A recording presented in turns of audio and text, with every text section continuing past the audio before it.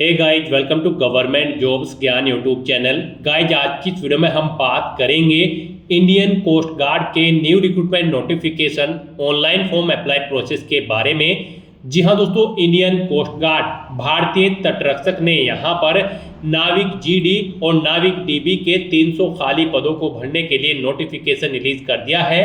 कैसे आप इस भर्ती के लिए अपना फॉर्म अप्लाई कर सकते हो बिना कोई मिस्टेक किए हुए, इसकी पूरी जानकारी हम आपको स्टेप बाय स्टेप रजिस्ट्रेशन से लेकर प्रिंट तक इस वीडियो में देंगे। बस आपको इस वीडियो को स्किप के बिना शुरू से लेकर एंड तक देखना है। उसके बाद वीडियो पसंद आए तो इसे लाइक और शेयर कर दें। चैनल पर नए हो तो इसे सब्सक्राइब कर ले। साथ ही साथ यहाँ पर आपको फॉर्म अप्लाई करते हुए जो भी प्रॉब्लम फेस हो रही है उन सभी का हल आपको इस वीडियो में मिल जाएगा। और हम आपको ये भी बताएंगे कि कौन सी वो कॉमन मिस्टेक है जिसे करने से आपका एप्लीकेशन फॉर्म रिजेक्ट हो सकता है। तो आपको उस मिस्टेक को अवॉइड करते हुए अपना फॉर्म अप्लाई करना है। तो बिना कोई वक्त गंवाए चलिए शुरू करते हैं। आपको इस वीडियो के डिस्क्रिप्शन बॉक्स में हमारी वेबसाइट IND-sarkari-naukri.in के इस पेज का लिंक मिल जाएगा। यहाँ पर आपको इस भर्ती के रिगार्डिंग सभी डिटेल्स प्रोवाइड कर दी गई है। इंडियन कोस्ट गार्ड भारतीय तटरक्षक के अंतर्गत नाविक जीडी और नाविक डीबी यानी कि जनरल ड्यूटी और डोमेस्टिक ब्रांच के अंतर्गत 300 वैकेंसीज निकली है।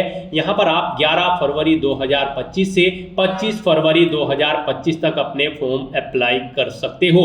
10वीं पास कैंडिडेट अप्लाई कर सकते हैं। अनरिजर्व ओबीसी ईडब्ल्यूएस कैंडिडेट को 300 रुपये फीस देनी है। SC ST को कोई फीस जमा नहीं करानी है। ऑल इंडिया से आप ऑनलाइन अप्लाई कर सकते हो। आपको इस पेज को नीचे स्क्रॉल डाउन करके इंपॉर्टेंट लिंक सेक्शन में आना है। इंग्लिश नोटिफिकेशन PDF और हिंदी नोटिफिकेशन PDF, इन लिंक्स पर क्लिक करके इस भर्ती के नोटिफिकेशन को ओपन कर लेना है इंग्लिश या हिंदी में, और इनमें से आपको पूरी डिटेल रीड कर लेनी है। यहाँ पर आपको इस भर्ती के रिगार्डिंग सभी डिटेल्स प्रोवाइड कर दी गई है। जैसे कि यहाँ पर इंडियन कोस्ट गार्ड में नाविक जीडी और डीबी के लिए वैकेंसीज निकली है। 10वीं 12वीं पास कैंडिडेट यहाँ पर अप्लाई कर सकते हैं। नाविक जीडी के लिए 12वीं क्लास आपका पास आउट होना जरूरी है और नाविक डीबी के लिए आपका 10वीं क्लास पास आउट होना जरूरी है। यहाँ पर नाविक जीडी के लिए 260 वैकेंसीज है, नाविक डीबी के लिए 40 वैकेंसी है, टोटल 300 वैकेंसीज है। इस नोटिफिकेशन में आपको सभी डिटेल्स प्रोवाइड कर दी गई है, जैसे कि क्या आपका सिलेक्शन प्रोसीजर है, क्या आपका एलिजिबिलिटी क्राइटेरिया होना चाहिए, कब से कब तक आप अपना फॉर्म अप्लाई कर सकते हो। पूरी जानकारी इस भर्ती के रिगार्डिंग आपको इस नोटिस में दे दी गई है। सभी जानकारी आप इस नोटिस से रीड करें, उसके बाद आप अपना फॉर्म अप्लाई कर दें। फॉर्म अप्लाई करने के लिए आपको हमारी वेबसाइट के इसी पेज पर ही अप्लाई ऑनलाइन का ये लिंक दिया गया है। जैसे ही आप इस लिंक पर क्लिक करेंगे तो आपके सामने यहाँ पर इंडियन कोस्ट गार्ड का ये ऑफिशियल पोर्टल ओपन होगा। गाइस, यहाँ पर अगर आपने पहले से रजिस्ट्रेशन कर रखा है तो आपको अपनी ईमेल आईडी यहाँ पर एंटर करनी है, अपना पासवर्ड आपको एंटर करना है, ये कैप्चा कोड यहाँ पर एंटर करना है और लॉगिन की स्टेप पर क्लिक करके अपने डैशबोर्ड में लॉगिन कर लेना है और फिर वहां से आपको अपना फॉर्म अप्लाई करना है। और अगर आप इस भर्ती के लिए फर्स्ट टाइम अप्लाई करने जा रहे हो तो सबसे पहले यहाँ पर आपको अपना अकाउंट क्रिएट करना होगा, यानी कि रजिस्ट्रेशन करना होगा। उसके लिए आपको क्रिएट अकाउंट इस ऑप्शन पर क्लिक करना है। नेक्स्ट आपके सामने यहाँ पर आपका रजिस्ट्रेशन फॉर्म ओपन हो जाएगा। यहाँ पर आने के बाद आपको सबसे पहले सिलेक्ट करना है मिस्टर, उसके बाद यहाँ पर आपको अपना नाम एंटर करना है, फिर आपको अपने फादर का नाम यहाँ पर एंटर कर देना है। नेक्स्ट यहाँ पर आपको अपनी मदर का नाम एंटर करना है। उसके बाद यहाँ पर आपको अपनी नेशनैलिटी सिलेक्ट कर लेनी है। फिर यहाँ पर आपको अपना जेंडर सेलेक्ट करना है। अपनी ईमेल आईडी आपको यहाँ पर एंटर करनी है, उसे एक बार फिर से एंटर करके कंफर्म कर लेना है।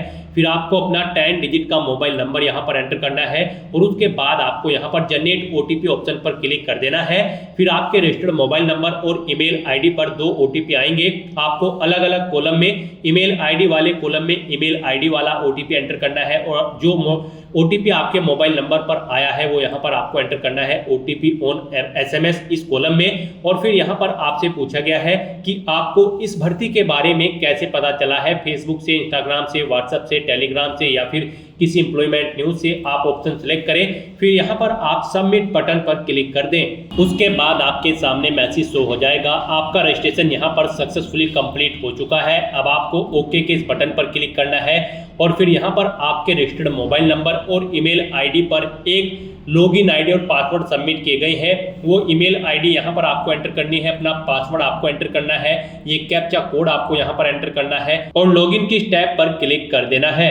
फिर यहाँ पर आपको अपना पासवर्ड रीसेट करना है। गाइस यहाँ पर आप अपना पासवर्ड 8 से 16 कैरेक्टर के बीच में रखें और ये अल्फा न्यूमेरिक फॉर्मेट में आपका पासवर्ड होना चाहिए। मीन्स आपके पासवर्ड में कम से कम एक अपर केस कैरेक्टर, एक लोअर केस कैरेक्टर, एक इंटीजर नंबर और एक स्पेशल कैरेक्टर जैसे कि @ या फिर डॉलर होना चाहिए। तो इस फॉर्मेट में आपको अपना पासवर्ड यहाँ पर सेट करना है, नया पासवर्ड। वही पासवर्ड आपको कंफर्म पासवर्ड फील्ड में एंटर करना है। ये कैप्चा कोड यहाँ पर आपको एंटर करना है और कंटिन्यू की टैब पर क्लिक कर देना है। इस तरह से आपका पासवर्ड चेंज हो जाएगा। आपको ओके करना है। फिर आपके सामने जनरल इंस्ट्रक्शंस ओपन होंगे, इन्हें आपको रीड कर लेना है। पेज को नीचे स्क्रॉल करना है, इस चेकबॉक्स को ओके करना है और सबमिट बटन पर क्लिक कर देना है। उसके बाद आपके सामने कुछ इस तरह से इंटरफेस ओपन होगा। यहाँ पर अब आपको अपनी पर्सनल इंफॉर्मेशन प्रोवाइड करानी है। सबसे पहले यहाँ पर आप अपनी अगर सेकेंडरी ईमेल आईडी एंटर करना चाहते हैं तो वो आप एंटर कर दें, ये ऑप्शनल है। नहीं करना चाहते हैं तो इस कॉलम को खाली छोड़ दें। फिर यहाँ पर आपको अगर अपना अल्टरनेट मोबाइल नंबर एंटर करना है तो वो एंटर कर दें, नहीं करना चाहते हैं तो न करें, ये भी ऑप्शनल है। फिर आपको अपना मैरिटल स्टेटस यहाँ पर बताना है, आप मैरिड हो या फिर अनमैरिड। उसके बाद आपसे पूछा गया है क्या आपके पास आधार कार्ड है, अगर है तो आप यस ऑप्शन सेलेक्ट करें, पेज को नीचे स्क्रॉल करें और फिर यहाँ पर आप अपना आधार कार्ड नंबर एंटर कर दें, उसे एक बार फिर से एंटर करके कंफर्म कर लें। और अगर आपके पास आधार नहीं है तो आप नो ऑप्शन सेलेक्ट करें। फिर आपके पास इसके अलावा जो कोई और आईडी है वो आप यहाँ पर सेलेक्ट करें, जैसे कि voter ID, passport, driving licence या फिर पैन कार्ड, और उसका नंबर आप यहां पर एंटर कर दें। अगर आपके पास आधार है तो आप इस चेकबॉक्स को ओके कर दें। उसके बाद यहां पर आपको अपना नाम एंटर करना है जो आपके आईडी कार्ड पर है। फिर अगर आपकी बॉडी पर कहीं कोई कट या तिल का निशान है तो उस पहले का नाम दें। एक से ज्यादा जगह है तो उस दूसरी जगह का भी नाम एंटर कर दें, नहीं है तो इनमें आप नो मार्क एंटर कर दें। उसके बाद यहाँ पर आपको अपनी कैटेगरी सिलेक्ट करनी है। फिर यहाँ पर आपको अपनी जो अगर आप रिजर्व कैटेगरी से बिलोंग करते हो तो आपको बताना है कि आपका कैटेगरी सर्टिफिकेट आपको किस डेट को इशू हुआ है। वो डेट आपको इस कैलेंडर में से सिलेक्ट कर लेनी है, कब तक वो वैलिड है। यहाँ पर आप ऑप्शन सिलेक्ट करें, ऑलवेज वैलिड है या फिर डेट मेंशन है जब तक वो वैलिड है। अगर डेट मेंशन है तो फिर यहाँ पर आप वो डेट सिलेक्ट करें और अगर ऑलवेज वैलिड है तो आप ऑलवेज ऑप्शन सिलेक्ट कर लें। उसके बाद यहाँ पर आपको अपनी डेट ऑफ बर्थ सिलेक्ट करनी है। फिर यहाँ पर आपको अपनी डेट ऑफ बर्थ का प्रूफ सिलेक्ट करना है। आपकी डेट ऑफ बर्थ का क्या प्रूफ है आपके पास बर्थ सर्टिफिकेट है या फिर 10th क्लास की मार्कशीट या सर्टिफिकेट है। आप ऑप्शन इनमें से अपने अकॉर्डिंग सिलेक्ट करें। नेक्स्ट यहाँ पर आपको ऑप्शन दिया गया है एज रिलैक्सेशन का। एज में आपको रिलैक्सेशन नहीं मिलेगा। आपकी कैटेगरी के अकॉर्डिंग आपको फीस का यहाँ पर ऑप्शन सिलेक्ट मिल जाएगा। अगर आप रिजर्व कैटेगरी से हैं तो आपको फीस जमा नहीं करानी है और अगर आप जनरल ओबीसी कैंडिडेट हैं तो आपको फीस जमा करानी होगी। नेक्स्ट आपसे पूछा गया है कि क्या आप एम्प्लॉई हैं करंट में, अगर है तो आप यहाँ पर ऑप्शन सिलेक्ट करें किस में है, आप आईसीजी पर्सनल है, प्राइवेट सेक्टर में है या फिर गवर्नमेंट सेक्टर में, और अगर नहीं है तो यहाँ पर आपको अनएम्प्लॉयड ऑप्शन सिलेक्ट कर लेना है। नेक्स्ट यहाँ पर आपको अपना आईडी प्रूफ और date of birth proofs upload करने हैं। यहाँ पर आपके डॉक्यूमेंट जेपीजी या फिर जेपीईजी फॉर्मेट में होने चाहिए। साइज उनका 50 KB से 150 KB के बीच में होना चाहिए। आपको चूज फाइल बटन पर क्लिक करना है, फाइल को सिलेक्ट करना है और यहाँ पर 1 बाय 1 करके अपने इन डॉक्यूमेंट्स को आपको अपलोड कर देना है। फिर आपको सेव के इस बटन पर क्लिक करना है और अपनी इस डिटेल को सेव कर देना है।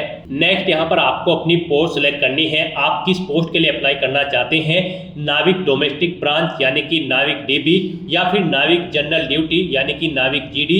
आप अपनी अकॉर्डिंग यहाँ पर ऑप्शन सिलेक्ट करें। नाविक डीबी की पोस्ट के लिए आपका 10वीं क्लास पास आउट होना जरूरी है और नाविक जीडी की पोस्ट के लिए आपका 12वीं क्लास पास आउट होना जरूरी है और 12वीं में आपके पास मैथ और फिजिक्स एक सब्जेक्ट के रूप में होने जरूरी है। तो यहाँ पर आप अपनी चॉइस के अकॉर्डिंग पोस्ट सेलेक्ट करें जिस पोस्ट के लिए आप अप्लाई करना चाहते हैं।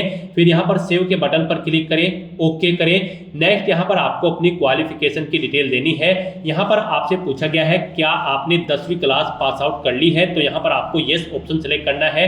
उसके बाद यहाँ पर आपको अपना एजुकेशन बोर्ड सेलेक्ट करना है, किस बोर्ड से आपने अपनी 10वीं क्लास पास आउट की है। 10वीं क्लास का सर्टिफिकेट नंबर आपको एंटर कर देना है।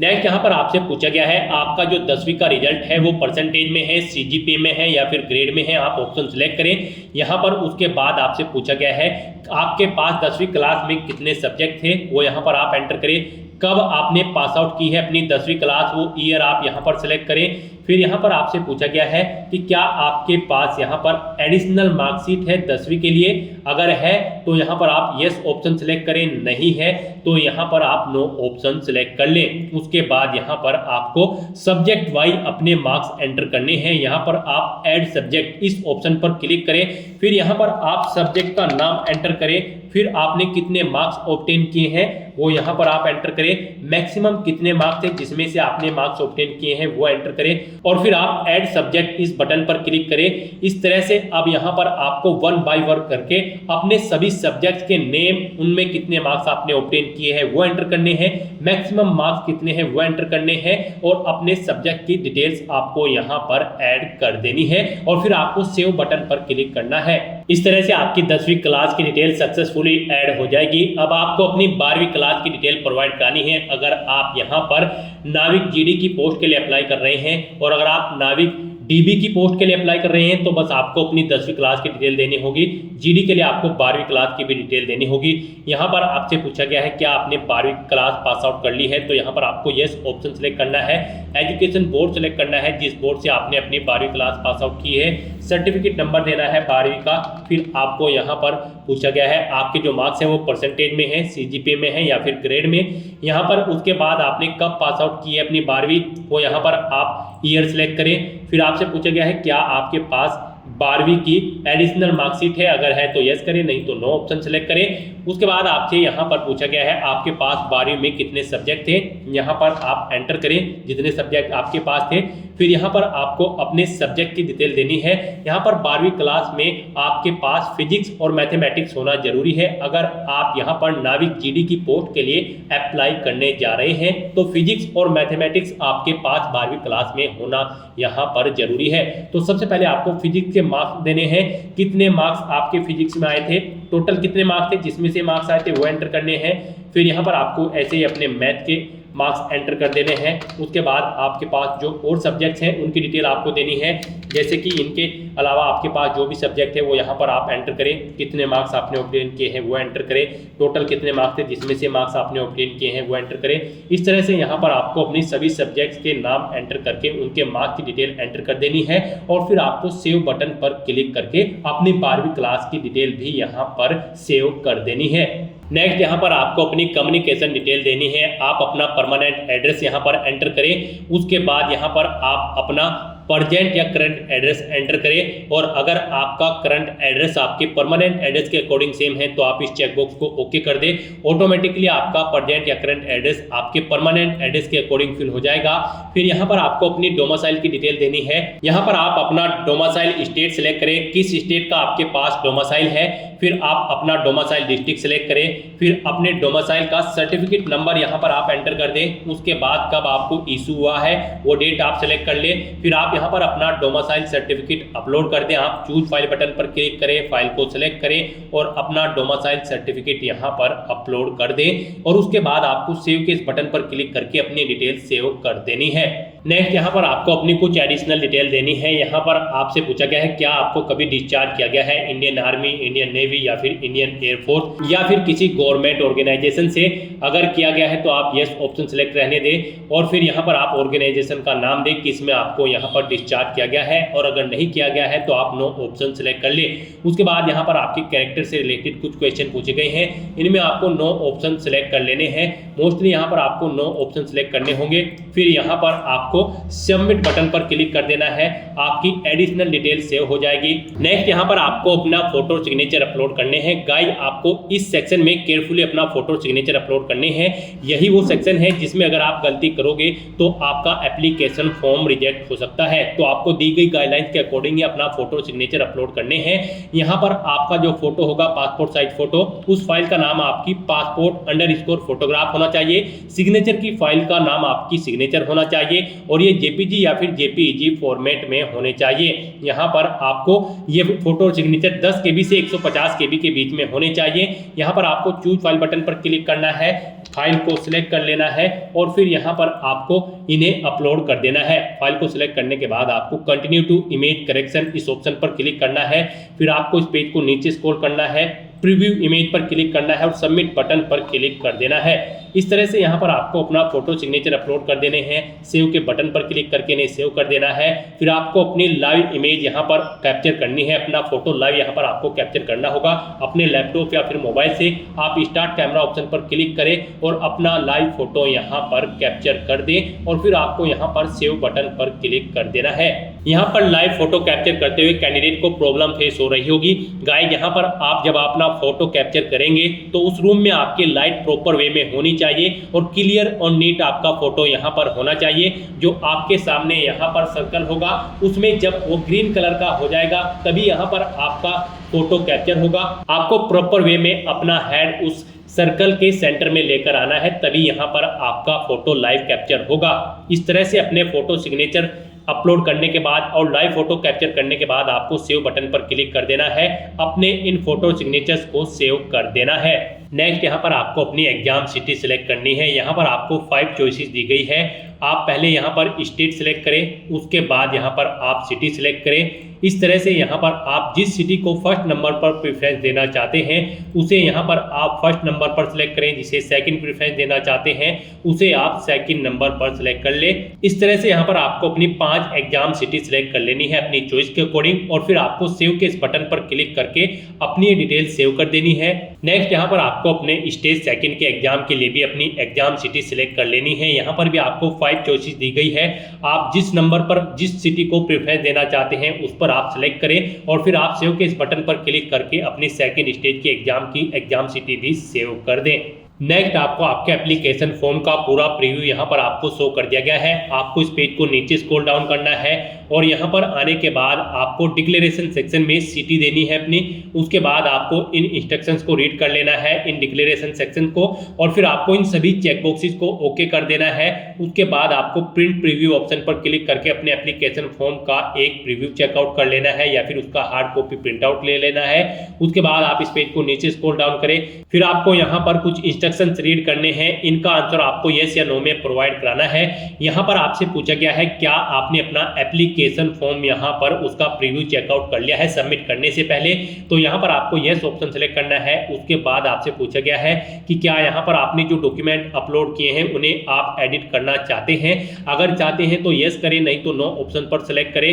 फिर यहाँ पर आपसे पूछा गया है कि आपने अपना फॉर्म फाइनली सबमिट करने से पहले आप एडिट का ऑप्शन चाहते हैं फाइनल फॉर्म सबमिट होने के बाद। अगर चाहते हैं तो यस ऑप्शन सेलेक्ट करें, नहीं तो नो ऑप्शन सेलेक्ट करें। उसके बाद यहाँ पर आपसे पूछा गया है कि क्या आप फाइनली अपना फॉर्म सबमिट करना चाहते हैं। अगर चाहते हैं तो यस करें, नहीं तो नो ऑप्शन सेलेक्ट करें। अगर कोई मिस्टेक है फिर आप एडिट कर लें। अगर आप फाइनली सबमिट करना चाहते हैं तो यहाँ पर आपको यस ऑप्शन पर सेलेक्ट करना है। उसके बाद आपको सेव बटन पर क्लिक कर देना है। फिर आपके सामने कुछ इस तरह से इंटरफेस ओपन होगा। आपको दोबारा से डिक्लेरेशन सेक्शन में आकर इन चेक बॉक्सेस को ओके करना है और फिर यहाँ पर आपको इन चेक बॉक्सेस को भी ओके करना है। उसके बाद यहाँ पर अगर आप एडिट करना चाहते हैं तो एडिट कर ले, नहीं तो आपको कंफर्म डिटेल इस ऑप्शन पर क्लिक कर देना है। उसके बाद आपके सामने मैसेज शो हो जाएगा, आपका एप्लीकेशन फॉर्म सक्सेसफुली कंफर्म हो चुका है। आप ओके पर क्लिक करें और फिर आप फाइनल सबमिट बटन पर क्लिक कर दें। इस तरह से आपका एप्लीकेशन फॉर्म यहाँ पर सबमिट हो जाएगा।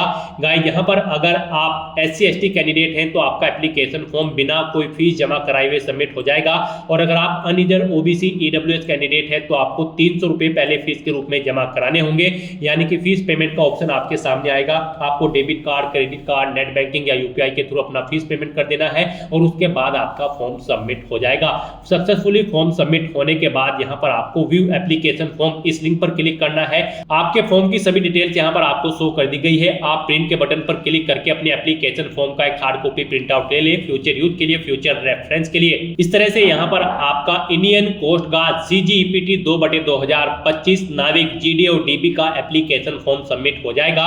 आप यहाँ पर एप्लीकेशन स्टेटस में जाकर अपने एप्लीकेशन फॉर्म का स्टेटस चेकआउट कर सकते हो। तो दोस्तों ऐसे आप इंडियन कोस्ट गार्ड CGEPT 2/2025 नाविक GD एंड DB के 300 खाली पदों के लिए अपना फॉर्म अप्लाई कर सकते हो बिना कोई मिस्टेक किए हुए। आज की इस वीडियो में बस इतना ही। आई होप ये वीडियो आपको पसंद आई होगी। अगर पसंद आई हो तो इसे लाइक और शेयर करें। चैनल पर नए हो तो इसे सब्सक्राइब कर लें। Thanks for watching.